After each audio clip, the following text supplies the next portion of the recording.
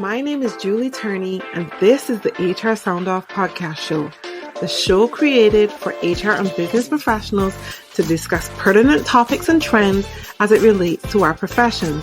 We're going to have amazing conversations with HR professionals from all over the world, get to learn their origin stories. How did they get into this profession? What do they love about being here? And how they want to set the record straight on that one misconception that really drives them crazy about our profession. Are you ready? I'm ready. Then let's sound off. Hi, everyone, and welcome to today's episode of the HR Sound Off podcast show. My name is Julie Turney, and I am your host. And it is an absolute pleasure to finally meet my guest today. My guest today is Paul LaLonde. Paul, how are you doing? Did I say that right? LaLonde? I think you put a little French spin on it, which I admire. But yeah, and thank you, Julie, for having me on. We were remarking before the show that I'm shocked that we've actually never met up until now, because it feels like you've been a long-time friend. Same here. Like, we support each other. We've been supporting each other on LinkedIn for years now, and it just feels so strange, like that we've never actually crossed paths. But yeah, welcome to the show. How are you doing? I'm doing okay. Mostly okay, because we were talking again that I hear tornado sirens going off, but it's super sunny out, and I'm like, okay, I'm already in the basement, so I think I'll be okay. Hopefully we have safe passage even after this recording today, Paul. I'm wishing you all the best. I appreciate it, and it hopefully shows how dedicated I am to you. Absolutely appreciate it.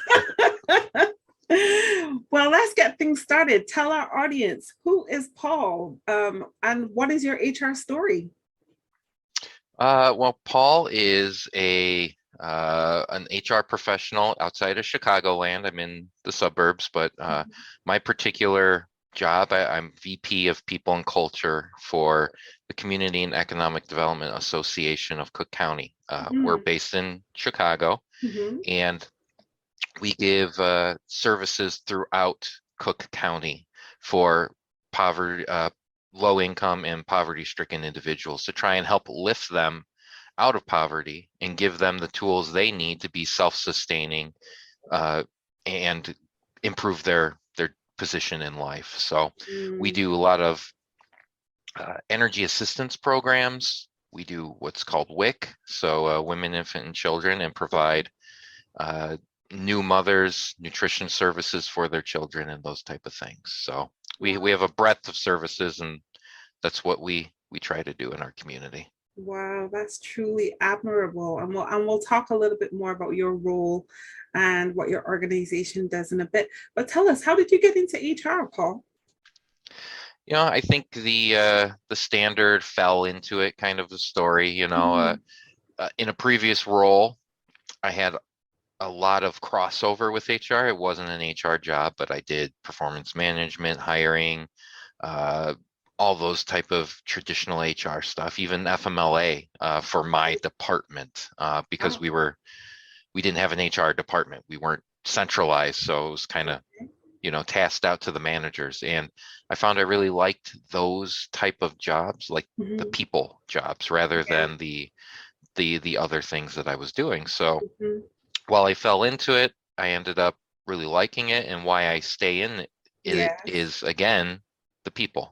At the end of the day. Yeah, that's really good. I mean, I know a lot of times most people say they fall into HR and, they stick with it because they love it and they love the people.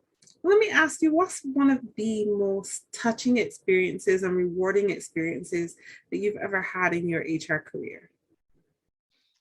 Oh, man. I think, these are always hard to answer because they're so thankfully many. Are so many, right? Yes. You're right. And I would say lately, or within the past year or so, where I've ended up had to do a lot of rehabilitation of the HR department. So, through various challenges over the years, they didn't have a great reputation. Yeah.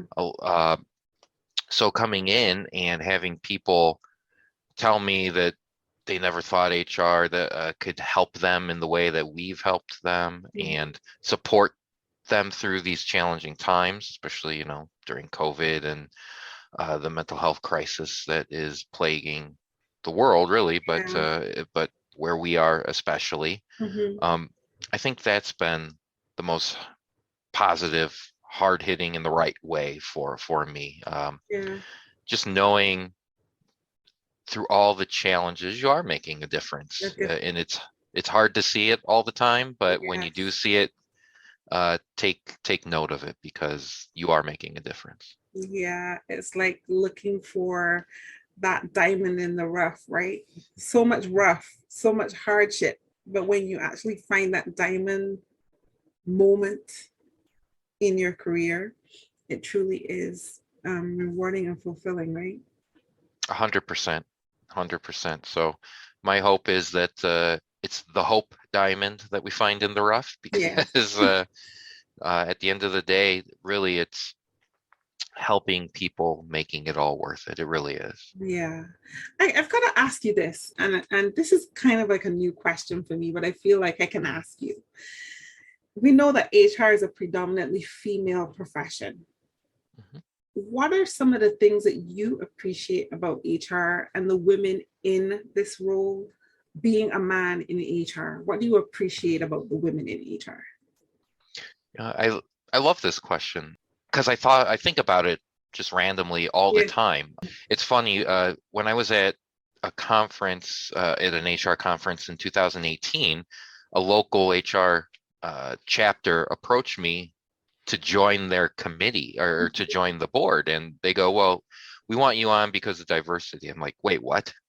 That made absolutely no sense to me because I'm a white guy. And they're like, well, in HR, and that's exactly what they said. We have a hard time finding male perspective, to be honest. I was like, oh my gosh, this is just wonky to me. But I grew up with a single mother, so I was around the female perspective a lot. And then that gave me a different perspective, honestly. And growing up in that environment, I see, a lot of characteristics in women just making HR better in a lot of ways, especially a lot of studies show women tend to be more empathetic. I think naturally I have a strong empathy, so I've always related to that. Women are able to take care of multiple things where men typically, studies show can't. They focus on one thing at a time, where women are able to do multiple things at times. I mean, anybody who's seen HR or been in HR knows you have to wear a million different hats. So I think just seeing that type of experience and seeing what my single mother had to do almost likens it to like an HR department of one, seeing what they have to do and just everything that's placed on top of them. And I know it's apples and oranges to a degree, but I just think a lot of those experiences over my life have helped give me that kind of perspective and appreciation. And I've always just been, I think, more comfortable, for what it's worth, around women more than men, for whatever it's worth. So maybe that's ultimately an unconscious bias of which drew me into it without me even knowing it. Who knows? But that's a great question. I wish more people would think about things like that. Yeah, thank you. And it's very admirable that you actually do consider it and that you do have that appreciation, because I find that a lot of times, as we're having these conversations, a lot of men in HR do not fully appreciate how hard it is for women progressing in this role, because studies do show that most men in HR have the senior roles. And so when we're talking about like helping and elevating women in HR, it's one of those challenges that we see still existing today. So that leads to my next question. Number one, what words of encouragement do you have for your HR colleagues today, considering everything that we've been going through over the last couple of years? What words of encouragement would you like to leave with our audience today? I think first thing that kind of comes to mind is And for those that are listening that don't know me as well, may not know that a lot of what informs what I do is based on my love and study of philosophy. Mm, Um, I like to take philosophy and actually apply it, and I think that's how it should always have been meant to be. It's not right. something you just think of and oh, well, that's great to think about. It's like no, you study philosophy so you can apply it. Yeah. And one of the philosophies that really inspires and drives me in a different way is Stoicism. And Mm-hmm. Marcus Aurelius had written in Yeah. Meditations, which was his own private journal that Mm-hmm. eventually someone found after he passed on, and we got to keep his wisdom. He was writing to himself. No one was meant to see it. But in it, he talks about how nothing is truly unprecedented. And I use that a lot over the last couple of years. You Mm-hmm. know, I got probably sick of hearing like everybody else, we're in unprecedented times. This is so Mm-hmm. unprecedented. And it's like, no, it's not. There was a pandemic 100 years ago called the Spanish flu.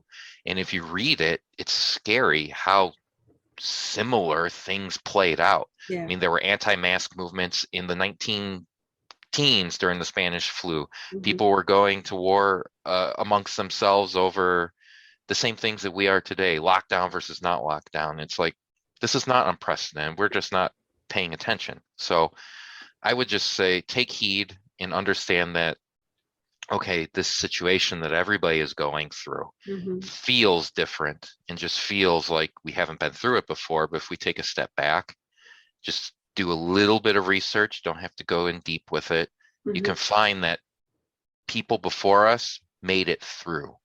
And we're stronger today because of them. So let's try and have that same attitude and same perspective that let's be better Yeah. so that the next generation has the opportunities that we couldn't and don't have to deal with things that we're dealing with now. Yeah. And I think the human race has been somewhat bad at that, Oh, but it's tell me still about it. something that we can strive to be. So that Yeah. might have been a long-winded response, but I hope that I appreciate it. Yeah, definitely do better, be better.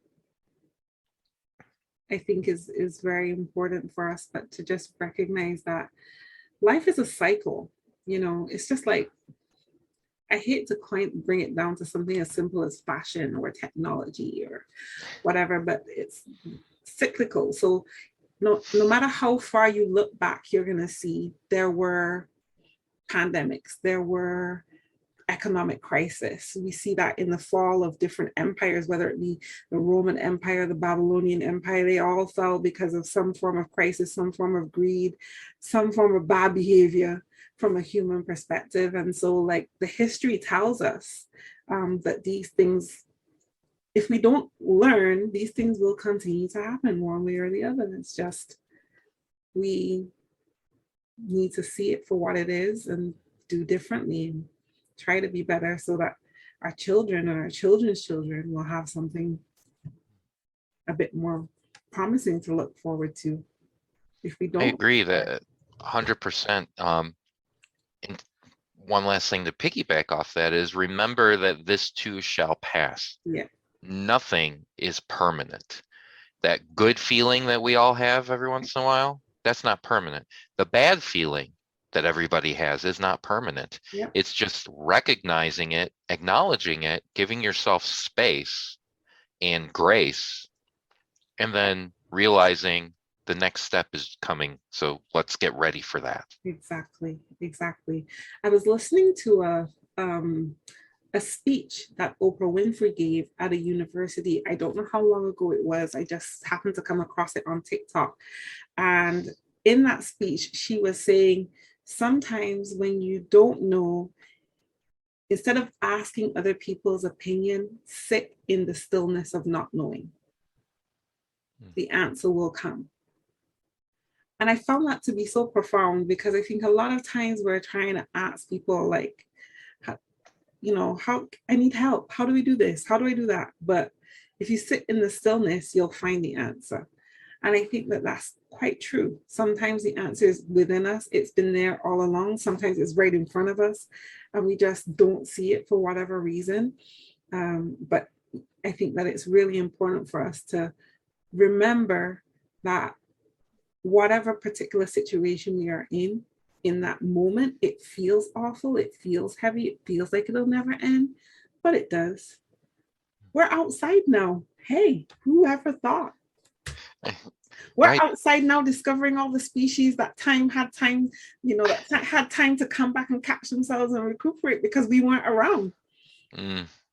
It's funny you say that too, because two things popped in my mind, and they're both kind of the same. I remember reading an article a couple years ago, like during about a year into the pandemic, a lot of water pollution started going away because people weren't out as much as they used to be. So the waters started clearing. And that was the same thing that I had thought of when you were talking about Oprah and Stillness. There's a book by Ryan Holiday, Stillness is the Key. And he talks all about exactly what you said, that for us to really take that next step, we have to take a step back and actually engage in not engaging. And a perfect example is exactly that water example. Think of choppy waves, and it has everything being brushed up and you can't see the bottom of the water. Once the water stops and it has time to be still and it's not choppy, everything starts settling. And then you can start seeing clearly in the water again. Our minds and the way that we think are exactly like that. Sometimes we just need the stillness to find the answer. My second question on top of my first is, what advice do you have for men in HR with regards to how they support and advocate for their female colleagues?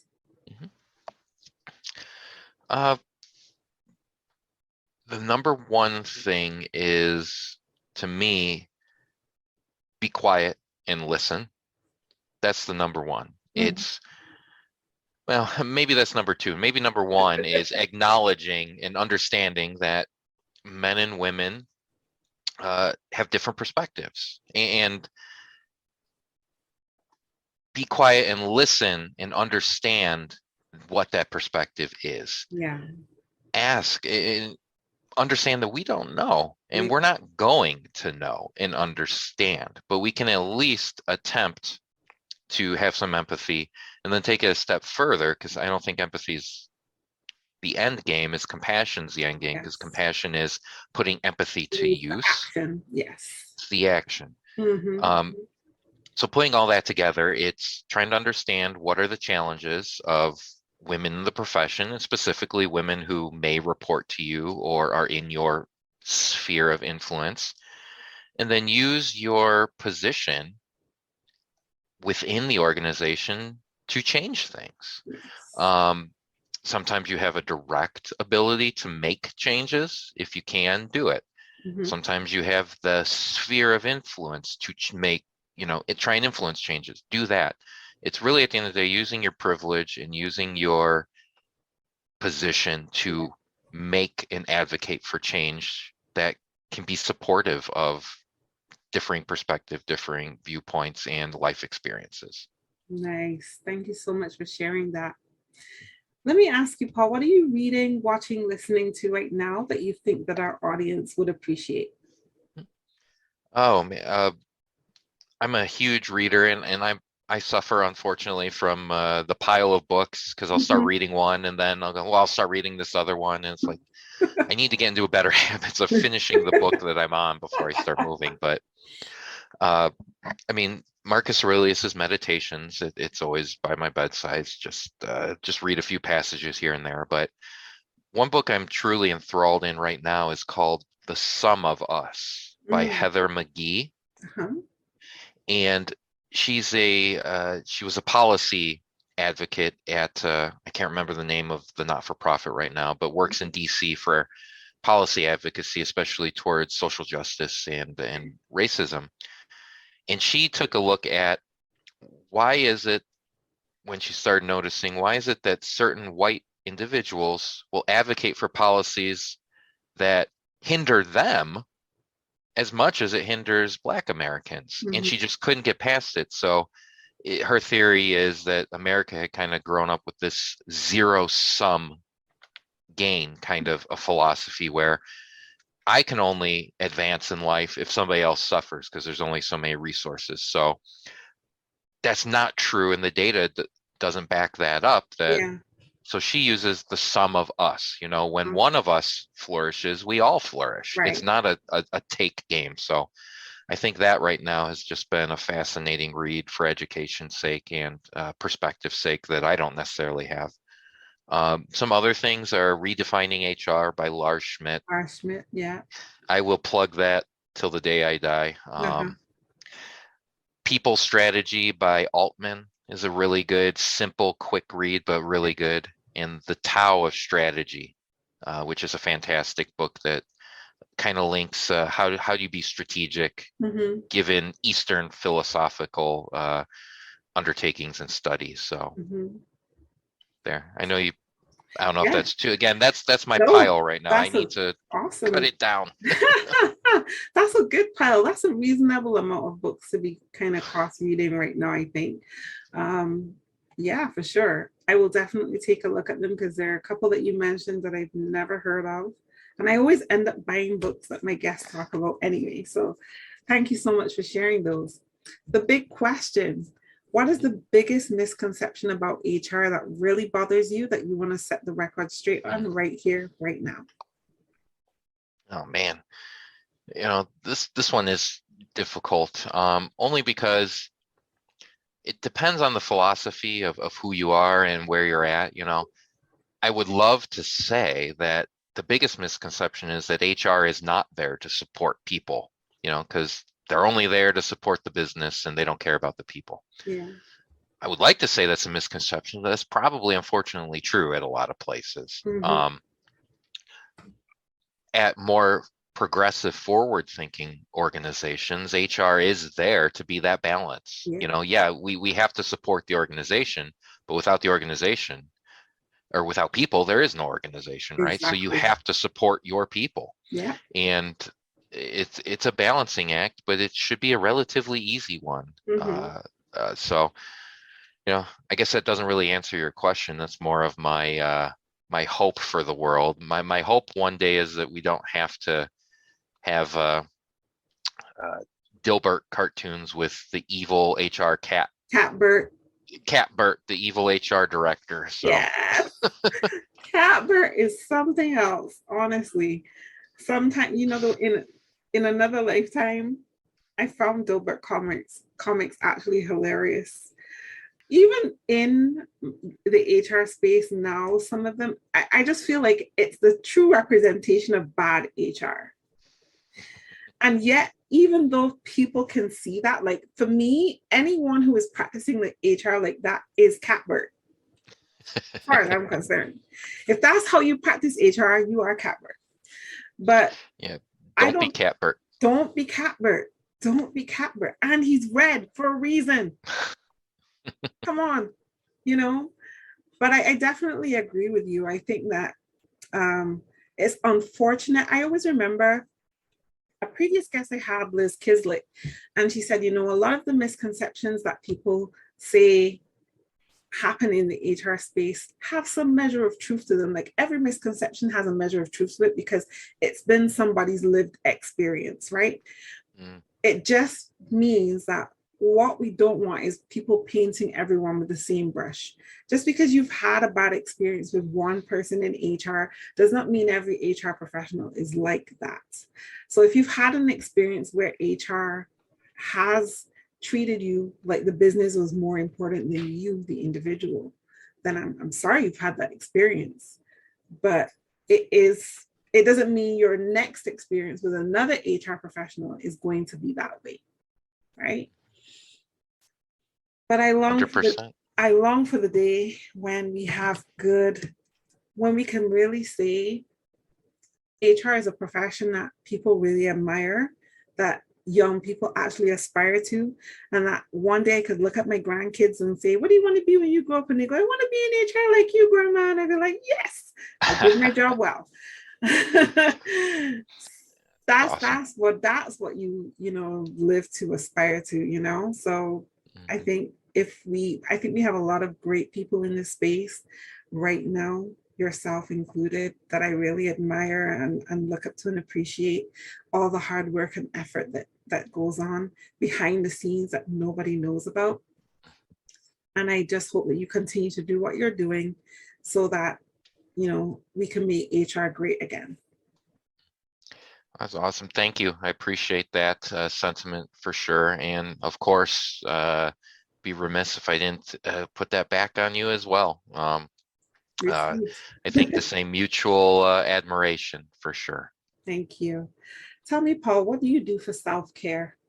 The one thing HR professionals truly are not the best at. What do you do?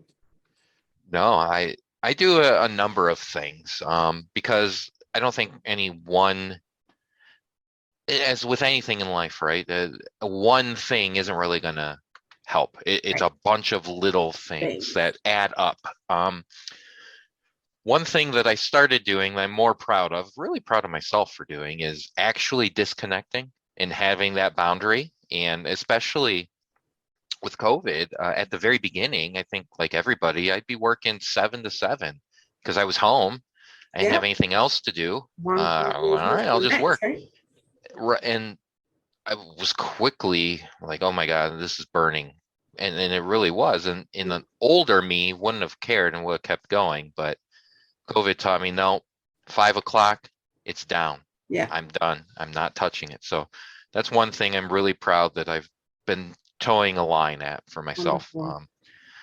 Walking I love walking. Like, I hate physical exercise. I wish I didn't, because I really just wish I enjoyed physicality a little bit more, but I do love walking. So I found something that I did like that is physical, and I do it every day, and I schedule it. Right. I go from noon to 1.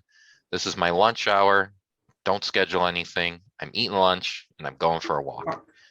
And of course, reading, just taking up hobbies and being more mindful about what am I consuming, not just a food standpoint, but from a visual listening standpoint, right? Yeah.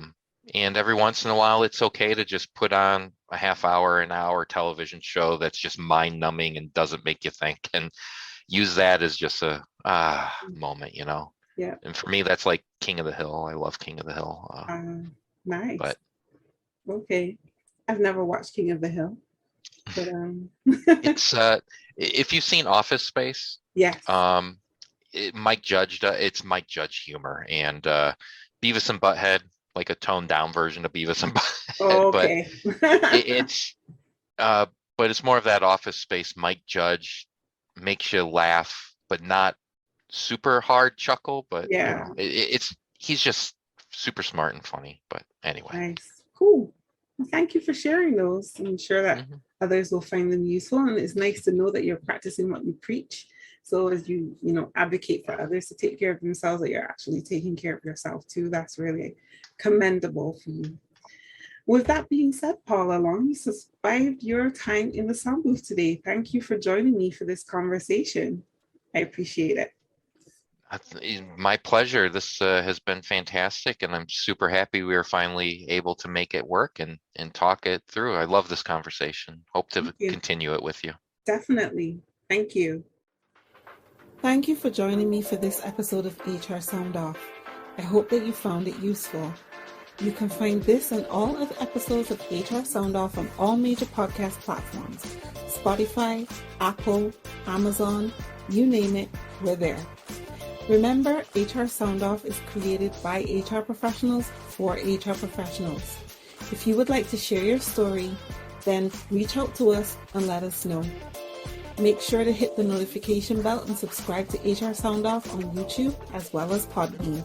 And we'll see you again when we next sound off.